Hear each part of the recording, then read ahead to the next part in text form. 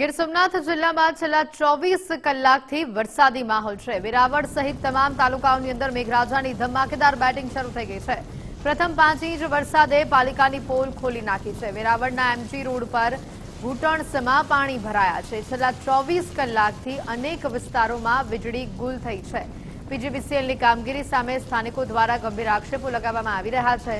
વરસાદી પાણી ભરાતા લોકો ભારે મુશ્કેલીમાં મુકાયા છે।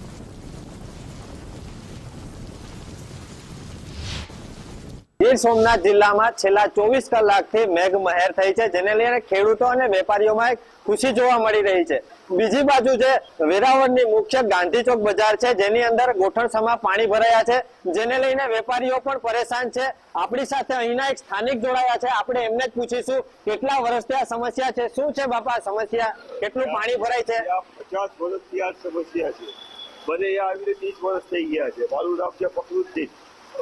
મારી આગળ કૃષિની દુકાન છે। આ ખોરામાં નગરપાલિકા વાળા કોઈ આવતા નથી? કોઈ નથી આવતું। આવી રીતે ફોટા પાડીને ચાલ્યા જાય છે। હર વર્ષે અમે લોકોએ રજૂઆત બી કરેલી છે।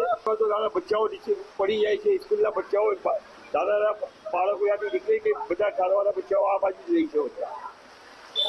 સ્થાનિકોના આક્ષેપ છે કે છેલ્લા 25 વર્ષથી આ વિસ્તારમાં આવી રીતે ગોઠણસમા પાણી ભરાઈ રહ્યા છે।